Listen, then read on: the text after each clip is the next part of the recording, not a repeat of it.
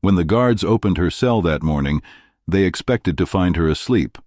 Instead, they found her cold, lifeless. And within hours, the news spread like wildfire through the prison. The warden she'd been secretly involved with had just tested positive for HIV. The question wasn't just how she died, but what she took with her to the grave. Before we dive deeper into this twisted tale, let us know in the comments where you're watching from. We'd love to hear from you, and don't forget to hit that subscribe button so you never miss any of our upcoming videos. Who was she? This woman who brought down the man who ran the prison. Was it revenge? Was it love? Or something far darker? A calculated act of violence hidden behind prison walls?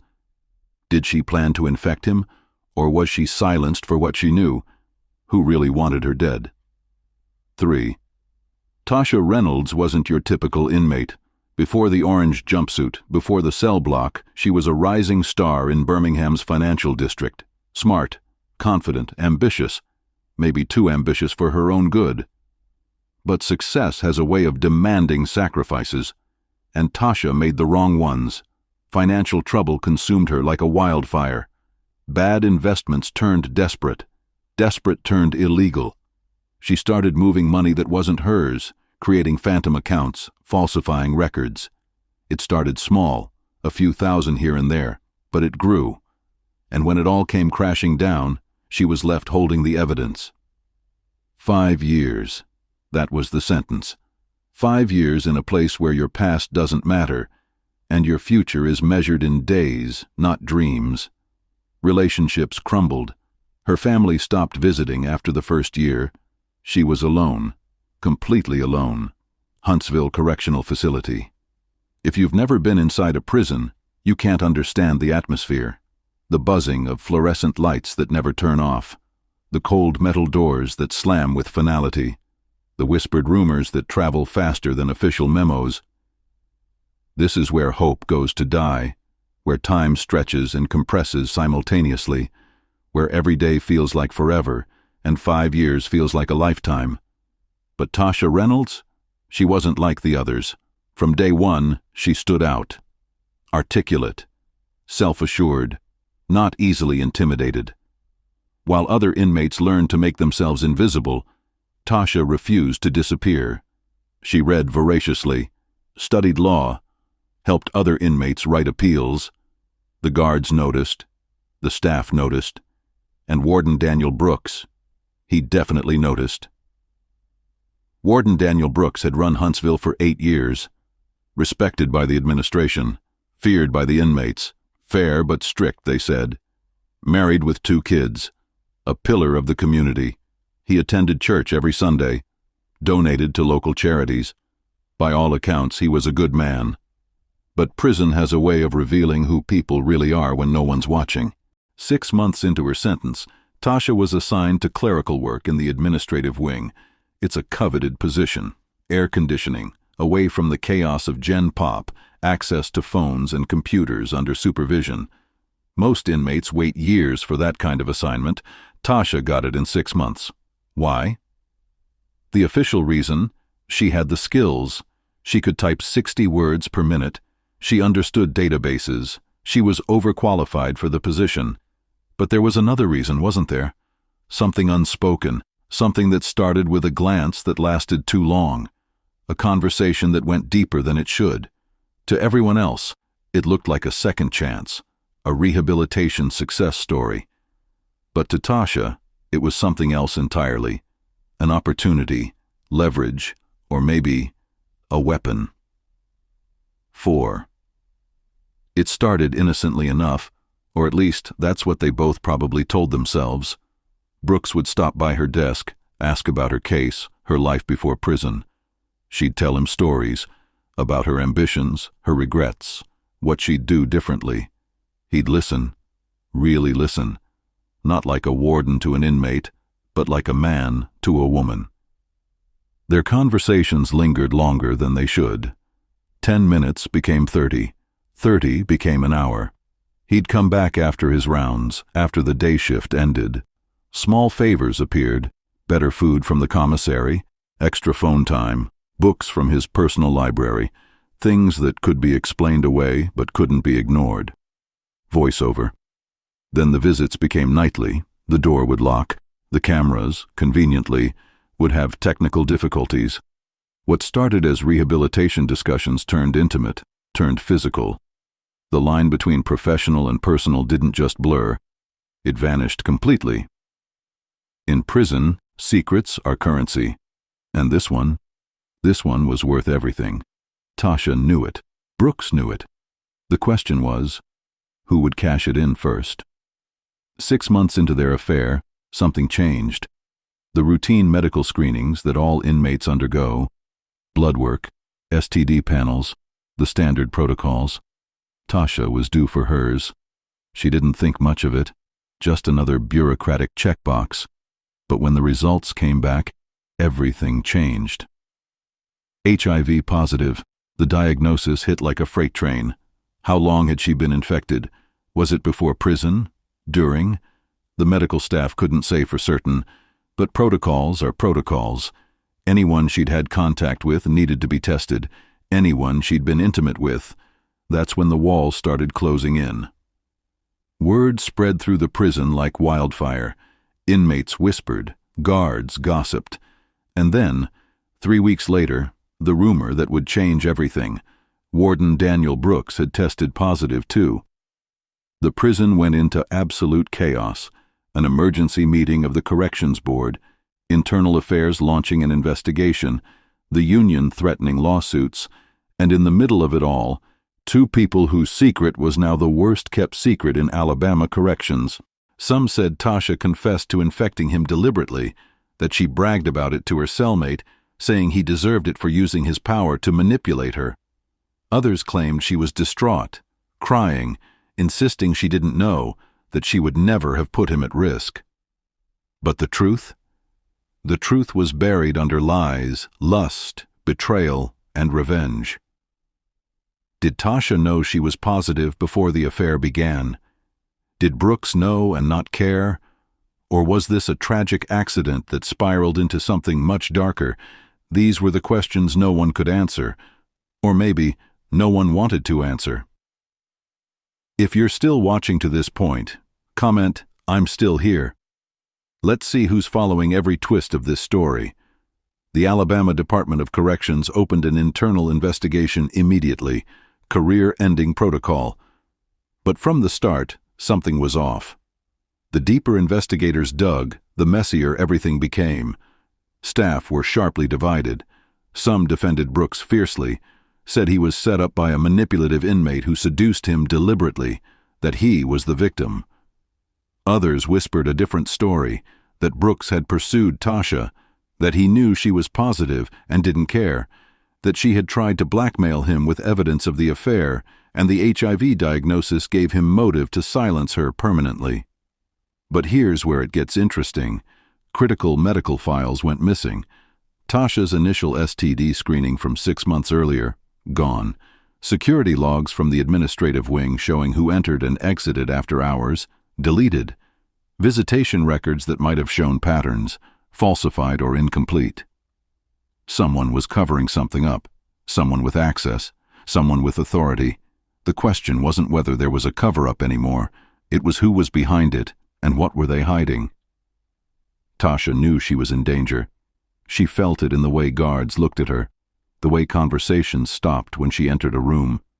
She wrote desperate letters to her sister on the outside, letters that would only surface later. In them, she said she feared for her life, that she knew too much, that they were going to kill her and make it look like suicide. Her sister tried to get her transferred, filed formal complaints, contacted lawyers, but the system moved slowly, deliberately slowly, and Tasha's situation was deteriorating rapidly. 2 weeks after Brooks tested positive, Tasha was transferred to administrative segregation, solitary confinement, for her own protection, they said, to prevent violence from other inmates who might blame her for bringing disease into the prison, but protection or isolation, making sure she couldn't talk to anyone, couldn't share what she knew. Her cellmate before the transfer later testified that Tasha was terrified, that she heard footsteps outside her cell at night, that a specific guard was seen standing outside at odd hours, just watching, waiting. She told anyone who would listen, "If something happens to me, it wasn't an accident. I'm not suicidal. Remember that." 3 weeks later, on a cold November morning, guards making their rounds found Tasha Reynolds unresponsive in her segregation cell. No pulse, no breath. Dead. The official report would later state time of death as approximately 4:30 a.m. Prison officials immediately claimed overdose. Pills, they said. She'd been hoarding psychiatric medication and took them all at once. A clear suicide. Case closed. But inmates in nearby cells told a completely different story. They insisted they heard shouting, a woman's voice and a man's voice, around 2 a.m. They heard struggling, something hitting the wall, then silence. When they reported this, they were told they were mistaken, transferred to different facilities. Their statements were never officially recorded. And Warden Daniel Brooks? He didn't attend her funeral, didn't make a statement, didn't acknowledge her death publicly at all. 2 weeks after she was found, he resigned quietly, citing health reasons and family priorities. No press conference, no questions answered, just gone. That's when journalists began asking questions the prison administration refused to answer, questions that would lead to revelations no one expected. For months the story faded from headlines. Another prison death, another statistic in an overcrowded system. But then, 8 months after Tasha's death, someone decided the truth mattered more than their career. A former nurse at Huntsville, identity protected, speaking through lawyers, released confidential medical memos, and what they revealed was damning. Tasha had requested HIV treatment months before her death, antiretroviral therapy. The medication that could have saved her life, managed her condition, prevented deterioration. It was requested. It was prescribed by the prison doctor, but it was never administered. Someone with authority had blocked it. Someone had deliberately prevented her from receiving life-saving treatment. The nurse's testimony suggested it was Warden Brooks himself. Whether it was negligence, punishment, or something darker, murder by medical neglect, no one could definitively prove. But the timeline didn't lie. She requested treatment. It was denied. She deteriorated. She died. But that wasn't the only revelation. Investigators combing through Tasha's possessions after her death discovered something extraordinary. Hidden in a legal dictionary in her cell, inside a hollowed-out section, was a USB drive. Just 4 gigabytes. But what was on it could have destroyed everything. Audio recordings, hours of them. Conversations between Tasha and Warden Brooks, some romantic, some confrontational. But several where Tasha explicitly telling Brooks she planned to go public, that she would expose their affair, that she would reveal how he abused his authority, violated prison policy, endangered her health. She didn't want money. She wanted justice. She wanted him to pay for what he'd done. This wasn't a love affair gone wrong. This was leverage, blackmail, a power struggle where both sides had nuclear weapons. Brooks had control of the prison system, but Tasha had evidence that could destroy his career, his marriage, his life. The question became, who would strike first? But here's the truly suspicious part. When journalists formally requested access to those files through FOIA requests, through legal channels, they were told the USB drive was lost in transfer between evidence departments, a critical piece of evidence in a suspicious death, just gone, vanished. How convenient, how impossibly, suspiciously convenient. 3 years after Tasha's death, after the media attention faded, after the investigations were officially closed without charges, something unexpected happened. A retired corrections officer, we'll call him Officer Martinez, finally broke his silence. Anonymously at first, then through a lawyer, then finally in a recorded interview with his face obscured and voice altered. Martinez had been on duty the night Tasha died. He claimed he saw something that haunted him every day since. Around 2 a.m., long after lights out, he witnessed another officer, Someone from the day shift who shouldn't have been there, entering the segregation wing with a duffel bag. This officer entered Tasha's cell carrying something. Martinez couldn't see exactly what, but he saw gloves, medical gloves, and what looked like a small vial of liquid. 23 minutes later, the officer emerged. The duffel bag looked lighter. He was no longer wearing gloves. He walked directly to the medical waste disposal and dumped something inside. Then he left the facility through a side entrance that bypassed security cameras.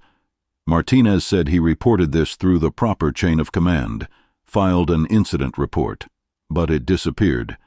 And when he pressed the issue, he was told to drop it or face disciplinary action for false accusations. That officer? He was promoted 6 months later, given a commendation for exemplary service.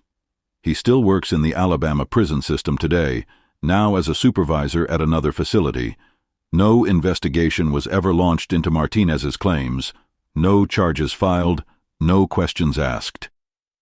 Daniel Brooks lives reclusively now in a small town outside Mobile. Rumors of his declining health spread through back channels. The HIV treatment takes its toll, physically and psychologically. He's never spoken publicly about Tasha Reynolds, never acknowledged the affair, never explained the infection, the medical records, the missing evidence. He maintains complete silence, protected by lawyers and non-disclosure agreements.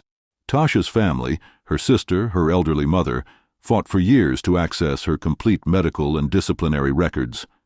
They wanted answers. They deserved answers.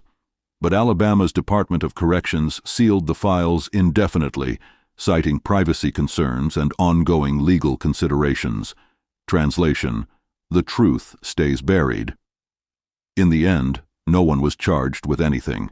No murder investigation, no negligent homicide, not even administrative sanctions beyond Brooks's quiet resignation with full pension.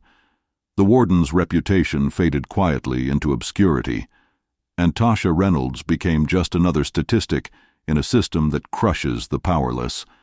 Another woman whose truth died behind concrete walls. Another story that the institution desperately wanted forgotten. But here's what we know for certain.